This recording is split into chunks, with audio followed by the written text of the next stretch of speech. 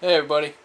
Finally got around to cleaning this thing. I'm putting it back together, and I thought, well, should have done a video on cleaning the thing, but too late. Sorry, maybe next time. Just throwing it back together at the moment. Got a couple guys want me to do a review on this thing, so I figured I'd do the review while I'm putting it back together, and then I'll get it together and do the review on it.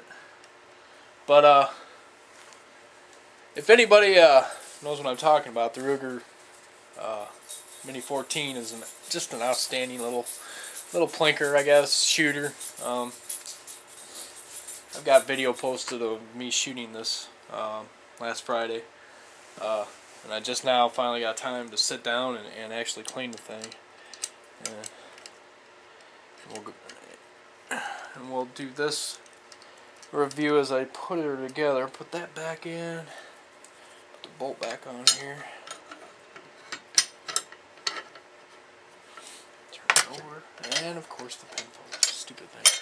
But anyway, if anybody shot one of these excellent little rifles, they know what I'm talking about as far as the reliability of them. And they're just fun to shoot. I mean, come on. It's a Ruger. It's a Mini-14. It fires the .223 round. I know they make the Mini-14, which fires the, make sure that runs real smoothly. That fires the 7.62 round, or that's the Mini-30, I think. That fires that round. That fires the 7.62 by 39 cartridge.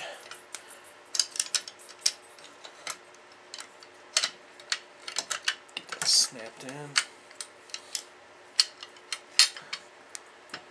And it is kind of an extensive takedown when you go to clean your Mini-14. You got to take the whole thing practically apart to get her to get the clean job done on it.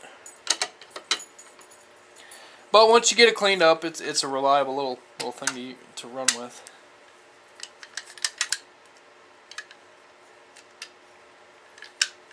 And it's just an excellent little gun. I'm very happy with this rifle. I love it.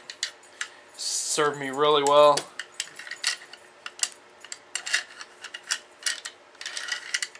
There. Alright, got it. And but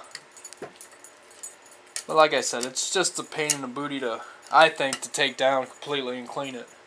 It's not as easy as some of the other rifles I have. There's just a lot of parts you got to remember to put together and get back in right. But other than that, you know, it is a Ruger. It's really reliable. They have great customer service. I haven't had to return anything to them as far as repair wise, but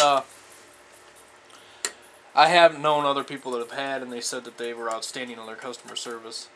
And they just make good stuff, man. They make real good stuff. And they're really sturdy rifles and guns and whatever you've got as far as the Ruger goes. I've got a Ruger pistol. I've got this thing. I've got my little 22 that I'll do a takedown and clean on here eventually once I get some more time. So I'm running out of time today. I'm gonna end up having to just do this one and go from there. Alright, now that we got the bolt and everything, the recoil springs back into place. It slides pretty easily on the barrel there. Alright, and then we'll put the rest of it back together, put the stock back on it.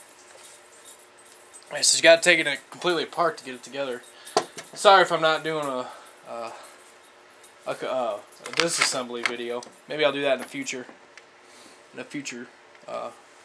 Time, but right now I'm just doing the reassembly of it. There, snap that back into place. Now to put the trigger assembly back in, I haven't cleaned this off. I'm going to rub it down real quick with a clean rag. Get all the excess dirt and nasty cruddy stuff off of it. Not too bad though. I didn't shoot it enough to get it really dirty. But I'm kind of anal about my my guns. I don't care if I shoot them once or shoot them 100 times as I clean them extensively. I'll take them all apart and clean them. If I shoot them one time, they're getting taken apart and taken apart and cleaned really good. One thing about this, though, when you take it apart, though, you want to make sure it's cocked and ready to fire with the safety on. Otherwise, you can't take it apart. I'm sure you probably could, but it wouldn't be correct. You just line this up with the grooves, snap that in. It should fit flush with your stock. I don't know if you can see this on the camera. It should fit flush. I'll move the camera a bit here, so sorry about the movement. It should fit flush in there, and then all you got to do is take your trigger guard and snap that into place until you hear it snap. Then you go ahead and do a function check on it. Make sure everything is working on it. Your bolt lock should work. That's working. Okay. Slide that forward. Safety check. Safety's working. Fires. Good deal. Pull that back. Fires. Do a bolt lock on it. Okay, bolt should stay open on it. Okay. Safety on. Safety check. Safety's working. All right, we're good to go. I guess I put it back together right, which I didn't doubt. All right.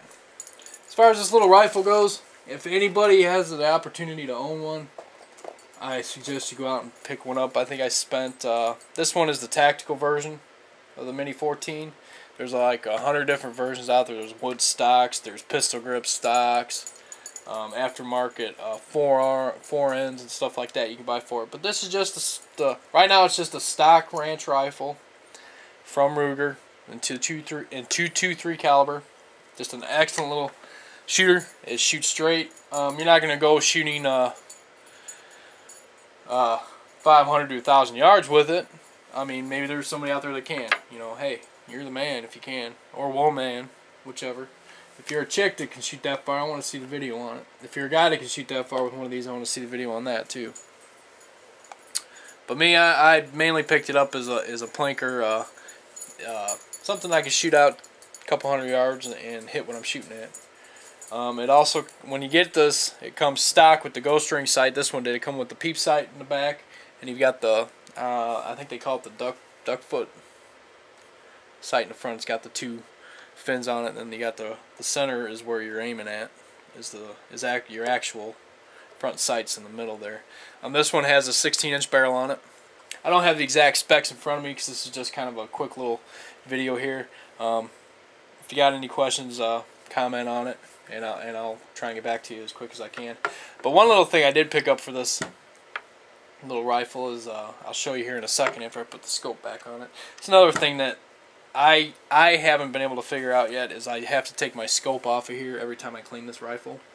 And Ruger, I'm not real fond of their scope mounts, because anybody that owns a Ruger knows that they've got that proprietary groove system on their scope. They're not a pick and tinny rail. You have to have their scope rings in order to mount anything on here, or mount a rail on here. You gotta have their specific little mounts for them, and I don't really care for that too much. So I wish Ruger would come out with something a little bit different on that, on their mounting, so that it would be a little bit more universal on their mounting stuff, but they haven't yet, so maybe someday they will. I don't know why they haven't. They'd probably sell a lot more things if they did it that way. And no, my scope has yet to lose zero for the most part. I can use, if it does lose zero for whatever reason, I can usually get it back within a shot or two at the range. But it's not that far off of zero when it is. If I ever lose it, the scope's pretty good for keeping a zero, and as long as I don't take the scope off of the rings themselves, it'll hold up pretty well. Hold zero pretty good.